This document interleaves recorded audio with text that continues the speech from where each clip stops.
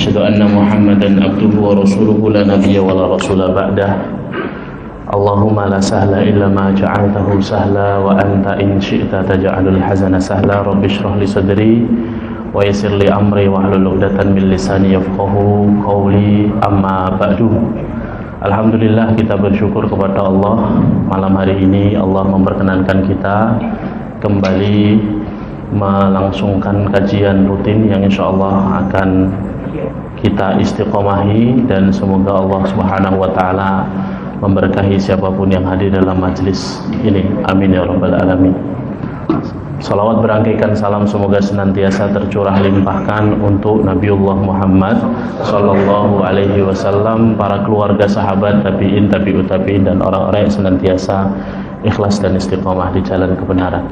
Bapak Ibu yang dimuliakan Allah, sebagaimana yang sudah diumumkan takmir, mari saya mengajak Bapak Ibu semuanya untuk memulai kajian ini dengan membaca Al-Fatihah dan beristighfar 3 kali sambil membaca muawwidzatain dan kulhu. Sambil kita membaca, sambil kita bersedekah insyaallah. Insyaallah siap semua ya? Ya, baik. Kita mulai dengan Al-Fatihah. Kotaknya silahkan diputar sambil kita sedekah, sambil kita memulai kajian ini dengan tilawah. A'udzu billahi minasy syaithanir rajim. Bismillahirrahmanirrahim. Alhamdulillahi rabbil alamin. Ar-Rahmanir-Rahim. Maliki yaumiddin. Iyyaka na'budu wa iyyaka nasta'in. Ihdinas siratal mustaqim.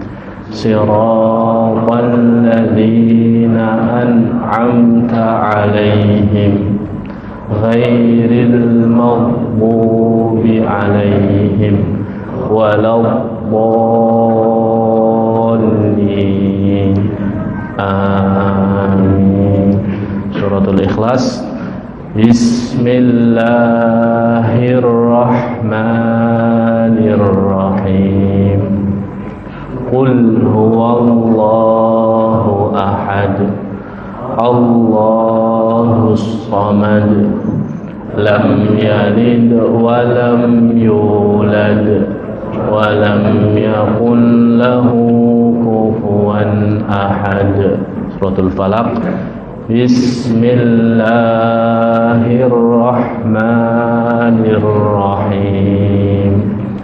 Qul a'udzu birabbil falaq min syarri ma khalaq wa min syarri ghasikin idza waqab wa min syarri naffatsati fil 'uqad wa min syarri hasidin idza hasad. Suratun Nas. Kotaknya sambil terus berputar ya. Bismillahirrahmanirrahim. Qul a'udzu birabbin nas, malikin nas, ilahin nas, min syarril waswasil khannas, alladzi yuwaswisu fi sudurin nas, minal jinnati wan nas. Ayatul Kursi. Allahu la ilaha illa huwal hayyul qayyum. La ta'khudhuhu sinatun wa la nawm. Lahu ma fis samawati wa ma fil ardh. Man dzalladzi yashfa'u yashfa'u 'indahu illa bi'iznihi ya'lamu ma baina aydihim wa ma khalfahum wa la yuhituna bi syai'in min ilmihi illa bima syaa wasi'a kursiyyuhu as-samawati wal ardh ولا يؤوده حفظهما وهو العلي العظيم. Kita beristighfar 3 kali. Astaghfirullahal azim alladzi la ilaha illa huwal hayyul qayyum wa atubu ilaihi. Astaghfirullahal azim alladzi la ilaha illa huwal hayyul qayyum wa atubu ilaihi. Astaghfirullahal azim alladzi la ilaha illa huwal hayyul qayyum wa atubu ilaih.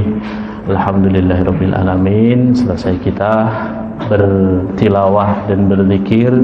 Semoga sedekah jamaah yang dimuliakan Allah sambil kita melakukan amal taqarrubat sambil sedekah, semoga amalan kita semua diterima oleh Allah.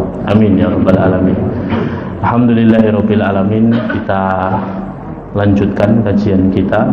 Maka sebelum kami melanjutkan, kami mengingatkan 2 hal untuk jamaah yang dimuliakan Allah. Yang pertama, malam ini kita masuk tanggal 20 Rajab 1443 Hijriah. Artinya kita masih berada di salah satu bulan di antara bulan haram. Kami menghasung untuk jamaah yang dimuliakan Allah untuk benar-benar memanfaatkan bulan mulia ini semaksimal mungkin dalam melakukan amalan-amalan sholih, dalam memaksimalkan ibadah. Karena semua amalan sholih, taqarrub, ibadah yang kita kerjakan di bulan mulia ini, bulan Rajab, semuanya bernilai besar di mata Allah Subhanahu wa taala, dilipat gandakan pahalanya. Ya, maksimalkan amalan-amalan sholih dari yang wajib dan yang sunnah. Yang wajib tambah porsi, datang majelis ilmu, datang ke orang tua kita beri hadiah, ajak keluar traktir, atau minimal yang rumahnya berjauhan telepon, sampaikan kabar bahwa kita baik-baik saja. Lakukan amalan-amalan sholih yang lain, jaga sholat 5 waktu, amalan-amalan wajib dimaksimalkan. Sebisa mungkin amalan-amalan sunnah juga ditambah. Yang kuat berpuasa, berpuasa. Yang tilawahnya biasanya setengah juz ditambah jadi 1 juz. Yang biasanya 1 lembar ditambah jadi 2 lembar.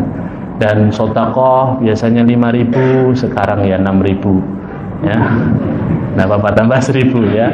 Artinya harus dimaksimalkan, tidak seperti biasanya. Karena ini peluang kita tinggal 10 hari hadirin, dan kita juga tidak pernah tahu apakah tahun ini kita sampai kepada Ramadan atau tidak. Kalau seandainya Allah takdirkan kita berhenti di Sya'ban, setidaknya kita sudah punya amalan-amalan kebaikan yang kita usahakan dan kita tabung di bulan Rajab, sambil kita berdoa kepada Allah, Allahumma barik fi Rajab wa Sya'ban wa balighna Ramadan. Ya Allah, berkahi kami di bulan Rajab dan bulan Sya'ban, dan sampaikan kami ke bulan Ramadan. Amin ya rabbal alamin. Itu perkara yang pertama hadirin. Yang kedua, kami menghasung dan mengingatkan kepada jamaah untuk senantiasa menjaga kesehatan. Hari ini banyak sekali di antara kita yang sakit. Per hari Jumat kemarin saya diupdate oleh direksi Muwardi yang kena COVID 50 orang, Ustadz. ya. Yang 3 agak parah karena komorbid. Yang lainnya insya Allah aman, Ustaz.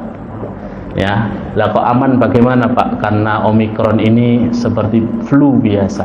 Ya, kata beliau seperti itu. Ya, jadi jauh dengan yang sebelumnya, kata beliau. Jauh, ya. Artinya memang ini flu biasa, ini penyakit yang tidak terlalu berat, tapi kita mengingatkan bahwa al-wiqayah khairun minal ilaj. Mencegah lebih baik daripada mengobati. Maka tetap jaga kebersihan, gunakan masker, tetap berikhtiar untuk sehat. Yang mengalami sakit, ya berusaha agar sakitnya tidak terus mengakibatkan orang lain rugi. Maka yang kira-kira sudah agak batuk-batuk, ya jangan terlalu confident, jangan terlalu percaya diri, nggak bawa masker terus menggak-mengguk, kasihan sampingnya ya. Terlalu pede dengan, wah ini Omikron nggak apa-apa, langsung batuin sampingnya, ya itu juga kurang tepat. Artinya yang sakit tetap dinikmati sakitnya, bisa jadi ini adalah kafarat, menggugur dosa-dosa dan kesalahan kita di masa lalu. Yang sakit doanya diberi kesabaran dan ketabahan. Yang tidak sakit doakan orang sakit agar diberi kesembuhan. Jadi doanya orang sakit itu tidak minta sembuh, hadirin, kata Imam Al-Ghazali. Doanya orang sakit itu minta sabar sama minta tabah. Karena bisa jadi Allah kirimkan sakit untuk dia memang bukan untuk segala sesuatu, kecuali hanya untuk menggugurkan dosanya, untuk menggugurkan kesalahannya. Makanya bagi orang yang sakit ketika memohon dan meminta, mintalah sebagaimana Nabi Ayyub alaihi salatu wassalam, yang ketika sakit tidak pernah minta disembuhkan, tapi Nabi Ayyub hanya berkata, wa ayyuba inna da rabbahu anni massaniyadurru wa anta arhamur rahimin. Ya Allah, aku sedang ditimpa sakit ya Allah, dan aku tahu kau adalah zat yang paling penyayang. Ya, jadi biarlah Allah dengan kemahatauannya mengetahui apa yang kita butuhkan. Yang ternyata kita butuhkan sakit, ya sudah, tambah sabarnya, tambah tabahnya. Semoga dengan sakit kita menggugurkan kesalahan dan kealfaan kita di masa lalu. Nah, ini dua hal yang ingin kami ingatkan di awal kajian ini. Semoga Allah Subhanahu wa taala meridhai kita semuanya. Amin ya rabbal alamin. Kita akan masuk pada pembahasan selanjutnya, hadis ke-30 dari Arba'in An-Nawawiyah. An Abi Sa'labah Al-Khushani Jurthum ibni Nashir radhiyallahu anhu, dari Abi Sa'labah Al-Khushani Jurthum bin Nasir. Jurthum bin Nashir ini adalah sahabat Nabi sallallahu alaihi wasallam radhiyallahu anhu, berasal dari sebuah tempat namanya Qudaah. Beliau ini asal daerahnya Qudaah, sakana Asyama, beliau tinggal di negeri Syam, makanya namanya Jurthum. Ya, Jurthum ini bukan nama Arab tapi nama-nama Romawi, karena beliau ini memang asalnya adalah negeri Syam yang ketika itu dikuasai oleh Romawi. Siapa yang tahu Pak, Syam hari ini di negara apa saja? Syam, Suriah, Jordan, Lebanon, Palestina, ya. Syam, negeri Syam. Dulu kalau Nabi bilang Syam, ya, atau Asyami, orang Syam, itu berasal dari, kalau sekarang 4 negara. Yang pertama adalah Palestina, yang kedua Lebanon, yang ketiga adalah Urdun, ya, Yordania, ya, ya, yang keempat adalah Suriah, ya. Nah, satu wilayah itu dulu dinamakan Syam, ya. Dan Ardu Syam, kata Rasulullah SAW, adalah negeri yang diberkahi oleh Allah Subhanahu wa taala. Innal malaikata, ya, innal malaikata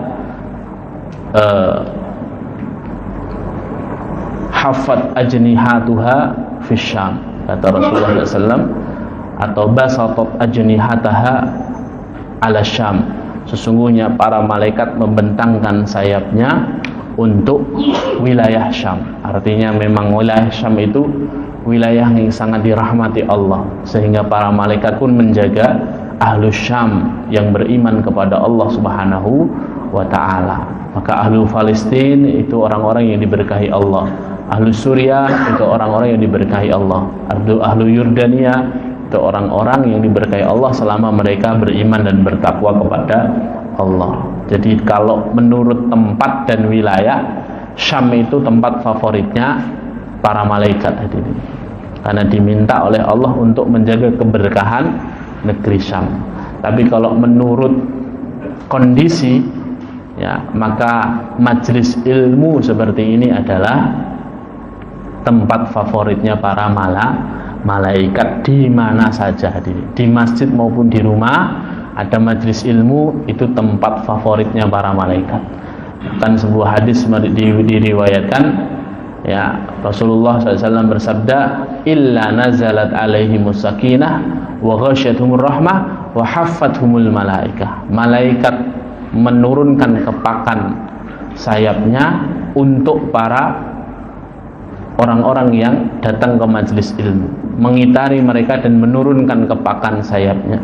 Kata para ulama, mengapa mereka menurunkan kepakan sayapnya?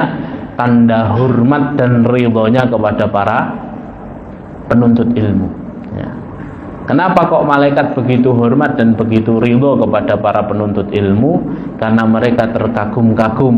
Malaikat itu diciptakan settingannya hanya satu, settingannya taat saja, tidak ada bisa maksiat. La ya'sunallah, tidak bisa bermaksiat kepada Allah, ya, wa yaf'aluna ma yu'marun, taat atas perintah Allah, itu malaikat. Jadi sejak diinstal, ya, ya, bawaan pabriknya itu hanya taat, ya, malaikat itu. Lah adapun manusia kecondongannya dua, taat sama maksiat. Fa'alhamaha fujuraha wa taqwaha, bisa fujur bisa takwa. Lah malaikat melihat ada makhluknya Allah yang ketika dia bisa melakukan ketaatan dan melakukan kemaksiatan, kok dia milih taat, maka malaikat begitu kagumnya kepada manusia, ya, sehingga mereka mengitari manusia di majelis ilmu. Orang-orang taat ini yang insya Allah Allah takdirkan, orang-orang taat ini insya Allah dalam senantiasa rahmat Allah, kata Allah Subhanahu wa ta'ala. Nah ini para malaikat semuanya kagum dan ridho kepada para penuntut ilmu. Makanya kalau mau doanya ijabah, sering datang ke majelis ilmu hadirin. Karena di majelis ilmu ini ada para malaikat yang senantiasa mengaminkan doa-doa kita. Kata Rasulullah, datanglah ke majelis ilmu, berdoalah di dalamnya, karena di dalamnya ada ijabah dari doa-doa kita. Karena apa? Karena ada malaikat di sekitar kita hadirin. Bahkan dulu pernah saya ceritakan, ya, di majelis ilmu seperti ini kadang-kadang ada malaikat jelma sebagai manusia, Pak, ya, jelma. Dan ini fakta sejarah, ya. Di majelisnya Rasulullah pernah tiba-tiba ada laki-laki pakai pakaian putih bersih, rambutnya hitam mengkilau, datang ikut duduk di majelisnya Rasulullah. Pas sesi tanya jawab ikut tanya-tanya, ya Muhammad, akhbirni anil Islam, Muhammad kabarkan kepadaku tentang Islam. Dijawab sama Rasulullah. Iman dijawab sama Rasulullah. Ihsan dijawab sama Rasulullah. Mata sa'ah, kapan hari kiamat, ya Muhammad. Terus Rasulullah mengatakan, yang bertanya lebih tahu daripada yang ditanya. Para sahabat sudah agak bingung, yang bertanya lebih tahu, siapa ini yang bertanya, gitu ya. Ya. Terus kabarkan kepadaku tentang tanda-tandanya. Dijawab sama Rasulullah. Selesai, ya, majelis ilmu selesai, kafaratul majelis, orangnya pergi. Para sahabat masih bertanya-tanya, sakjane tadi itu siapa? Akhirnya para sahabat dikumpulkan sama Rasulullah. Lalu Umar dipanggil, ya Umar, adadri manisail, kamu tahu tidak tadi siapa itu yang tanya-tanya? Allah wa rasuluhu a'lam, Allah dan Rasulnya yang tahu, saya tidak tahu. Lalu Rasulullah mengatakan, fa innahu Jibril atakum yu'allimukum dinakum. Itu tadi malaikat Jibril datang kemari, diizinkan Allah menjelma sebagai seorang laki-laki, lalu dia datang untuk mengajari perkara-perkara dalam agama kalian. Pura-pura tanya biar saya jawab, biar kalian menyimak. Ya. Nah, ini hadis menunjukkan bahwa majelis ilmu itu majelisnya para malaikat tadi. Tidak hanya mengitari kita, karena kalau kita ini kadang-kala iman kita ini bolak-balik. Sudah disabdakan Rasulullah, malaikat ada di sekitar kita, kadang kita nyari-nyari ya, jadi nggak pernah enak ya. Padahal kita harusnya kalau sudah Rasulullah bersabda kita beriman ya. Kadang keimanan itu memang melewati batas logika, tidak harus pakai logik, tidak harus pakai nalar. Yang penting kita beriman, tunduk dan khusyuk kepada dalil ya. Nah, kadang-kala juga datang dengan sosok seorang laki-laki. Makanya saya sering anjurkan kepada jamaah kalau di majelis ilmu itu ya kenal atau sama kanan kirinya. Nah, kalau ternyata Jibril gimana ya kan ya, kalau Jibril masih mending Pak, kalau Israel ya makanya ya kenalan lah. Assalamualaikum akhi, siapa namanya atau rumahnya mana, oh kenal, jadi saudara. Jadi saudara di dunia, bertetangga nanti insya Allah di surga ya, insya Allah. Baik, saya lanjutkan hadisnya sampai mana-mana gara-gara Syam ini ya. Beliau ini tinggalnya di Syam, Jurthum ini. Wa kana mimman baya'a tahta syajarah. Beliau ini termasuk sahabat yang berbaiat di bawah pohon, baiatur ridwan ya. Arsalahun nabi ila qaumihi fa aslamu jami'an. Ketika dia berbaiat terus masuk Islam, beriman kepada Allah, setelah jadi sahabat senior, beliau dikirim Nabi SAW kepada kaumnya ya, di Qudo'ah tadi, terus kaumnya semuanya masuk Islam lewat perantara beliau ya. Jadi Masya Allah ya, harusnya kita ini harus menjadi duta-duta Allah untuk menebarkan agama ini ya. Bisa jadi lewat lisan kita, lewat akhlak kita, orang itu bisa menerima hidayah. Dan kata sahabat Ali radhiyallahu anhu, la an yahdiyallahu bika rajulan ya khairun min humrin ni'am ya. Seseorang yang berhasil mengantarkan hidayah kepada saudaranya sehingga Allah memberikan hidayah melalui perantaranya, itu jauh lebih baik di mata Allah daripada unta merah. Unta merah itu kendaraan paling mahal di zaman Rasulullah SAW ya. Pahalanya itu besar sekali di mata Allah kalau kita bisa menghantarkan hidayah. Kita ini hanya bisa menghantarkan saja. Adapun yang membuka hidayah, membuka pintu hidayah adalah Allah Subhanahu wa ta'ala ya. Makanya ini termasuk sahabat yang sangat mulia, Jurthum ini. Karena apa? Karena beliau radhiyallahu anhu mengislamkan seluruh penduduk negerinya ya. Fa aslamu jami'an ya. Sehingga kaumnya ini masuk Islam semuanya ya. Beliau meriwayatkan 40 hadis dari Nabi SAW dan wafat pada tahun 75 Hijriah.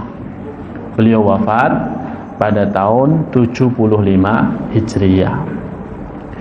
Baik, apa yang diriwayatkan dari hadis ini? An Rasulillah sallallahu alaihi wasallam, kata Jurthum, dari Nabi sallallahu alaihi wasallam, beliau bersabda, innallaha ta'ala farada faraida fala tudayyi'uha ya. Sesungguhnya Allah Ta'ala telah menetapkan kewajiban atau hal-hal yang fardu, kewajiban, fala tudayyi'uha ya, maka janganlah kalian mengabaikannya.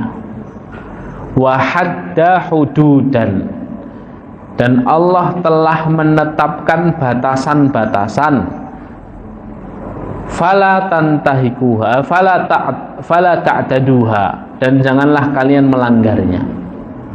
Wa harrama asya'a, Allah telah mengharamkan beberapa hal. Fala tantahikuha, ya. Janganlah kalian melanggarnya. Wasakata an asya'a rahmatan lakum ghairu nisyan fala tabhasu anha.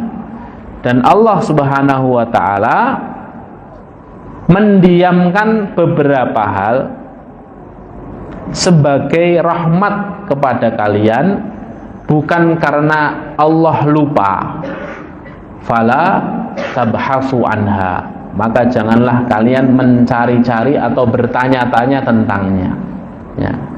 Hadis ini diriwayatkan oleh Imam Ad-Daruqutni, dan Imam An-Nawawi mengatakan hadis ini adalah hadis yang hasan, diterima. Hadirin dimuliakan Allah, para ulama rahimahumullah ketika menjelaskan tentang hadis ini, para ulama membahas bahwa dalam Islam ini ada hal-hal yang fardu, ada hal-hal yang muharramat, ada yang diwajibkan dan ada yang diharamkan, ya. Hanya kadangkala syariat ini membedakan antara fardu dan wajib, ya. Nah, pertanyaannya adalah apakah fardu dan wajib itu sama atau memang ada perbedaan, gitu ya. Fardu dan wajib itu bedanya apa? Sholat wajib, sholat fardu, gitu kan. Ini hal yang sama atau berbeda, ya. Para ulama membahasnya ada persamaannya dan ada perbedaannya memang. Wajib dan fardu persamaannya apabila ditinggalkan maka sama-sama berdosa, mau wajib mau fardu. Hanya perbedaannya itu adalah pada definisinya. Sebagian para ulama itu membedakan antara wajib itu apa, fardu itu apa.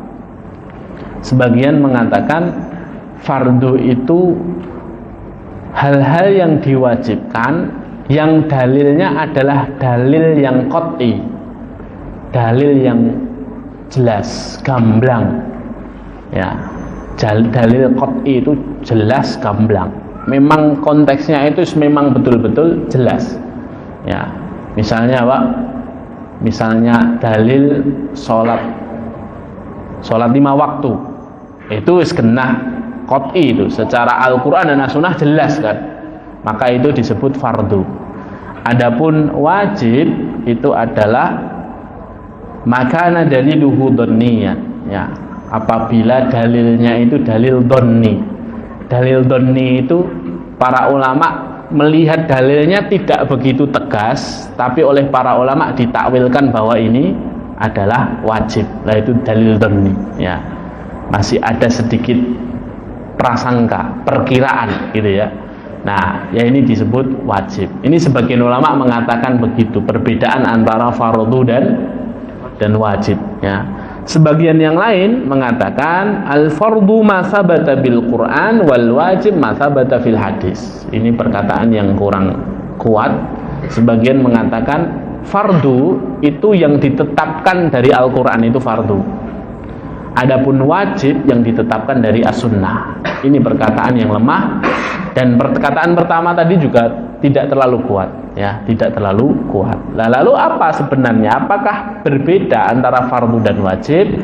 Wallahu a'lam bishawab. Kami memilih pendapat ulama yang mengatakan innal farda wal wajib bimakna wahid. Fardu dan wajib itu tidak ada perbedaan, sama saja. Hanya saja sesuatu itu dihukumi fardu idza ta'akkada Allah fasara faridah. Kalau Allah menekankan satu syariat ditekankan berulang kali, maka itu fardu, ya. Salat itu kan berkali-kali disebut Allah Subhanahu wa taala dalam Al-Qur'an maupun oleh Rasulullah dalam Al-Hadis, gitu ya. Maka ini termasuk fardu. Kalau ada penekanan maka fardu. Kalau hanya sekali perintah maka ini wajib. Misalnya apa? Thalabul ilmi fardu atau wajib? Fardu, karena berkali-kali diingatkan Rasulullah. Makanya hadisnya apa? Thalabul ilmi faridotun, fardu bagi orang muslim dan muslimat gitu ya. Jadi ada pembahasan menarik ya. Jadi kalau panjenengan menemukan kata fardu atau wajib, kedua-duanya sama ya. Fardu atau wajib itu sama. Makanya apa hukumnya fardu ain? Itu berarti apa? Wajib untuk setiap personal ya. Apa hukumnya fardu kifayah? Kalau fardu kifayah itu wajib apabila sudah ada orang yang memenuhinya, maka gugur kewajibannya ya. Ada orang yang sudah memenuhi, kifayah itu terpenuhi kan ya. Misalnya apa hukum fardu kifayah ini? Misalnya memandikan jenazah ya, atau ngerukti jenazah, mengurus jenazah, mengkafani sampai akhirnya menguburkan, itu fardu kifayah ya, wajib bagi kita semua. Tapi kalau sudah ada yang mendirikan, maka kewajiban yang lain gugur ya. Beda dengan fardu ain. Salat Jumat bagi laki-laki fardu ain. Kenapa fardu ain? Ya, karena kewajibannya untuk personal. Artinya ketika sudah cukup ini masjid penuh, tidak boleh ada satupun orang mengatakan sudah pada sholat Jumat, alhamdulillah gugur kewajiban saya, gitu ya. Nah ini tidak boleh ya. Jadi kalau fardu ain, maka setiap personal muslim yang mukallaf, yang terbebani syariat, yang akil balik, maka harus mengerjakan dan menutup kewajibannya ya. Nah ini hal yang pertama. Maka di sini kata Allah, innallaha farada faraida ya, fala tudayyi'uha. Janganlah kamu meremehkannya, janganlah kamu melanggarnya ya. Tidak boleh. Kita ini kalau sudah wajib, maka harus kita lakukan. Faedah yang kedua yang disebutkan para ulama ya, para ulama tadi dari hadis ini mengatakan bahwa dalam Islam ini ada hal yang wajib, ada hal yang haram. Kalau wajib harus dikerjakan, kalau ditinggalkan dapat dosa. Kalau yang haram harus ditinggalkan, kalau dikerjakan maka dapat dosa. Nah di antara keduanya ada yang namanya hudud ya, wa hadda hududan fala ta'taduha. Dan Allah memberikan batasan, maka janganlah kamu melanggarnya ya. Jadi kalau digambarkan itu, kalau seandainya ini wajib, ini haram, di sini ada hudud ya, ada batasan ya. Kita tidak boleh melanggar ke sini.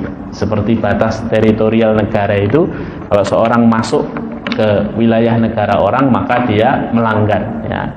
Dia melanggar dan bisa ketangkap. Lah sama dengan batasan-batasan Allah Subhanahu wa taala ya. Terus kalimat selanjutnya adalah wa harama asya' fala tantahikuha wa sakata an asya'. Nah ini penting. Justru kalimat yang terakhir ini yang menurut kami penting untuk dibahas. Wa sakata an asya', dan Allah mendiamkan banyak hal.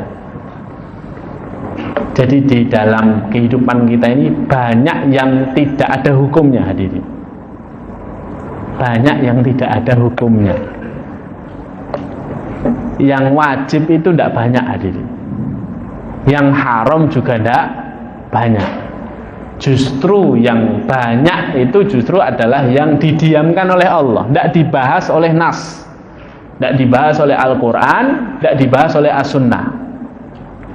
Wasakata an asya ya, Allah mendiamkan banyak hal rahmatal lakum, kata Allah ya, sebagai tanda rahmatnya Allah untuk kalian, agar gampang kalian menjalani kehidupan ya. Ghairon nisyan, bukan karena Allah lupa ngasih hukum. Ini ditekankan sama Rasulullah. Karena Allah itu tidak pernah lupa, Allah tidak pernah ngantuk, Allah tidak pernah capek, Allah tidak pernah tidur ya. Allah sengaja mendiamkan beberapa hal agar memudahkan kita, umatnya Allah, umatnya Rasulullah dan hamba-hambanya Allah Subhanahu wa ta'ala. Fala tabhasu anha, janganlah kamu menanya-nanyakan. Kalau tidak ada, tidak usah ditanya-tanyakan ya. Tapi ya sudah, itu sebagai bentuk rahmatnya Allah kepada kita. Pernah suatu kejadian di zaman Rasulullah, datang seseorang kepada Rasulullah terus tanya kepada Rasulullah ya.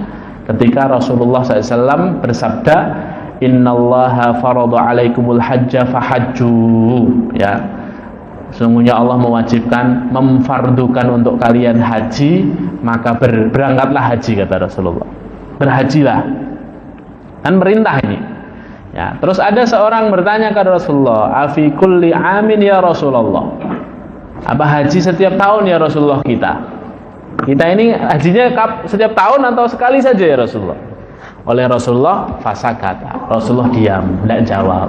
Tanya lagi orang ini, "Afi kulli amin ya Rasulullah? Setiap tahun kita berhaji ya Rasulullah?" Fasakata. Rasulullah 2 kali diam. Tanya lagi orang ini, penasaran gitu ya. "Afi kulli amin ya Rasulullah?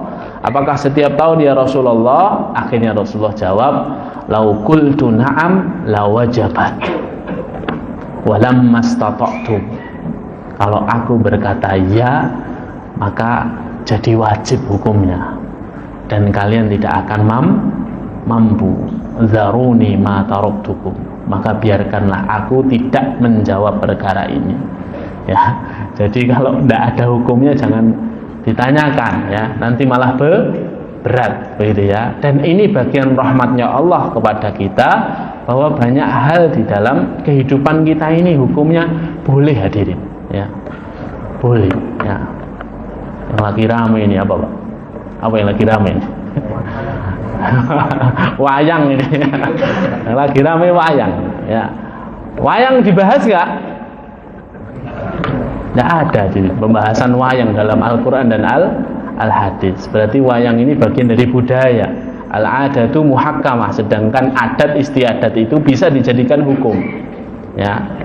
Yang tidak boleh adalah perkara-perkara yang mengelilinginya, selama dia melanggar syariat, hadirin. Kalau wayangnya digunakan sebagai sarana dakwah, sebagaimana sunan-sunan para wali Allah dulu, ya, saya membayangkan itu kalau membaca sejarah, literatur sejarah itu, hadirin. Ya, banyak dokter di kota Solo ini yang membuat disertasi tentang thariqatud dakwah dan thariqatut tarbiyah, cara dakwah dan cara pendidikan para wali Allah di masa dulu, hadirin. Di sekitar Solo, Demak, Kasunanan, terus Mangkunegaran, terus Kerajaan Mataram, ya, Mataram. Ya. Itu Masya Allah, saya sampai mikir, ya Allah, mereka ini sampai berputar otak dulu untuk dakwah, hadirin. Karena mad'u dakwahnya bukan orang kayak kita ini, hadirin. Mad'u dakwahnya adalah orang-orang yang pekat sekali dengan adat Jawa, hadirin. Ya. Pekat sekali dengan adat Jawa. Orang Jawa itu tidak bisa dipisahkan dengan wayang, hadirin. Wayang itu apa sih, Pak? Bayang-bayang kan wayang itu. Jadi dulu itu orang kalau mau bercerita kehidupan itu ya dengan wayang, hadirin. Wayang itu siluet diri kita sendiri, kayak menceritakan diri kita. Makanya wayang dahulu sebelum eranya Presiden Soekarno itu, wayang itu yang dipertontonkan kan bayangannya, bukan aktornya ini, ya kan. Baru setelah itu di zamannya Pak Presiden Soekarno ada usulan-usulan, bagus kalau bendanya saja yang dilihat, kan lebih ada warnanya gitu ya. Sampai akhirnya ini. Tapi wayang itu sendiri filosofinya adalah bayangan diri kita. Dari situ ada kritik sosial, ada kritik masalah politik, ekonomi, masuk di situ ya, cerita, ambil hikmah dan lain sebagainya. Sehingga para sunan pun menjadikan aktor-aktor wayang ini sebagai dakwah ya. Misalnya dalam cerita sebelum Islam datang ya, yang namanya yang 5 itu apa, Pak? Pandowo ya. Pandowo 5 itu ya, itu kan dinikahi oleh seorang wanita kan, poliandri kan, prakteknya poliandri. Di zaman Sunan Kalijaga dirubah kan ya, si wanita ini hanya menikah kepada salah seorang di antara Pandowo ini, karena dalam syariat Islam tidak ada hukum poliandri gitu ya. Ya, jadi dirubah, digeser ceritanya, tapi semata-mata untuk cerita dakwah ya. Dan aktor-aktor yang dimunculkan seperti Punokawan itu ya, Semar Gareng Petruk Bagong, itu filosofi Islamnya sangat kuat tadi ya. Semar Gareng Petruk Bagong itu dari bahasa Arab, Samir khaira fatrukil bagya, lanjutkan kebaikan dan tinggalkan hal-hal yang melampaui batas, hal-hal yang hina. Samir jadi semar, khaira jadi gareng, fatruk jadi petruk, bago jadi bagong. Masya Allah ya. Jadi selama ini benda untuk sarana yang baik, tidak perlu ditinggalkan, tapi harus ditinggalkan kalau misalnya di dalamnya ada kemaksiatan-kemaksiatan, untuk menghina ulama, untuk berkata-kata kotor, untuk justru merusak ya budaya, ya merusak budaya dengan apa? Ya, dihadirkan aktor ya berjenggot, ya pakai kupluk, dipukul-pukulkan kan? Itu kan berarti merusak budaya, ya tidak menghargai ya hasil budaya bernama wayang ini, dirusak kan? Berarti belum kata-kata kotor, belum ikhtilat, belum hal-hal yang tidak senonoh dibicarakan, meremehkan sunnah dan syariat. Yang seperti ini yang justru harus dihilangkan hadirin. Bukan seperti ini budaya wayang dahulu hadirin. Budaya wayang itu budaya yang sangat dalam filosofinya, ya, yang masya Allah ya para sunan, para wali dulu menggunakannya sebagai sarana dakwah, dan dengan itu Islam diterima di Jawa hadirin. Ya. Nah, perkara-perkara seperti ini perkara yang didiamkan oleh syariat hadirin. Ya, maka yang dibahas bukan perkaranya, bukan bendanya, tapi hukum yang mengitarinya, aktivitas yang mengitarinya, begitu ya. Ya, nah ini salah satu contoh, ya, contoh implementasi hukum di dalam kehidupan kita. Ya, apalagi, ya, blangkon, boleh tidak blangkonan hadirin? Batik itu sunnah hadirin. Batik itu sunnah. Karena Rasulullah ketika menggunakan jubah, menggunakan surban, menggunakan imamah, itu para ulama sepakat hadirin. Rasulullah mengikuti pakaian kaumnya. Maka yang sunnah itu bukan berjubah hadirin. Yang sunnah itu adalah mengikuti pakaian kaum kita. Pakaian kaum kita apa kalau orang Jawa? Batik hadirin. Dan jangan remehkan batik, Pak. Gara-gara batik itu, kalau kita tahu sejarah kerajaan Pajang, dan pernah jalan-jalan ke Laweyan situ, Pak, ya, Masjid Merdeka ya, Masjid Merdeka, terus turun, terus ada jembatan, terus ada Masjid Pajangan itu. Di situ dulu pusat batik hadirin dalam sejarahnya. Makanya jembatannya itu dulu untuk laluan itu, ya, untuk laluan transportasi perdagangan hadirin. Dan dengan itulah syiar Islam terus akhirnya menyebar. Karena apa? Datang ke Solo untuk kulaan batik. Masya Allah ya. Sejarahnya dalam hadirin ya. Saya itu pengen bikin kelas sejarah hadirin, khusus Surakarta. Saya punya teman, Masya Allah, kakak kelas saya yang namanya Ustadz Mukhtar. Itu dalam sekali mempelajari ya sejarah, filosofi Islam dan dakwah Islam di Surakarta ini hadirin. Jadi kalau datang ke Masjid Al-Wusta Mangkunegaran, itu di setiap tiangnya, Pak, itu ada filosofinya, Pak. Sampai sekarang belum terhapus, itu masih asli dari dulu. Ada hadis-hadis Rasulullah di situ. Ya. Kalau kira-kira saya buka kelasnya, jenengan mau daftar nggak, Pak? Ya. Tapi memang kadang menjenuhkan, Pak, belajar sejarah itu. Ya. Kalau yang nggak betul-betul ini jenuh, gitu ya. Ya. Tapi Masya Allah, ya. Nanti kita jelaskan pelan-pelan saja. Yang mau ikut yang para pelajar-pelajar ini aja. Kalau yang sudah agak-agak sepuh, yang kayak tidak meyakinkan itu wis dengar aja di pengajian. Ya, daripada ya berat kan, mending dengar di pengajian gini, ada sepotong-sepotong disampaikan begitu ya. Nah, ini hadirin dimuliakan Allah, barakallahu fikum. Jadi intinya hadirin dimuliakan Allah ya, hadis ini menekankan kepada kita tentang rahmat Allah yang begitu luas. Di antara rahmat Allah yang begitu luas apa? Banyak hal-hal yang didiamkan oleh Allah agar memudahkan kita dalam beribadah, memudahkan kita dalam beraktivitas. Jadi salah kalau katanya Islam itu banyak aturan. Enggak hadirin. Kewajiban itu cuma sedikit, yang diharamkan itu cuma sedikit hadirin. banyak yang dimubahkan, yang maskutun anha, yang didiamkan Allah itu banyak sekali. Barakallahu fikum. Saya kira cukup dulu, insyaallah kita lanjut pada pekan selanjutnya. Besok pekan terakhir atau ini pekan terakhir, insyaallah majelis takon silahkan diisi pertanyaan di kotak atau langsung besok ditanyakan di waktunya. Kita tutup dengan bacaan kafaratul majlis. Subhanakallahumma bihamdika asyhadu an la ilaha illa anta astaghfiruka wa atubu ilaik. Monggo kalau yang mau menambah sedekahnya saya akan sampaikan di kotak infak, insyaallah jadi amal jariah di Ramadan sekaligus amalan utama di bulan Rajab. Assalamualaikum warahmatullahi wabarakatuh.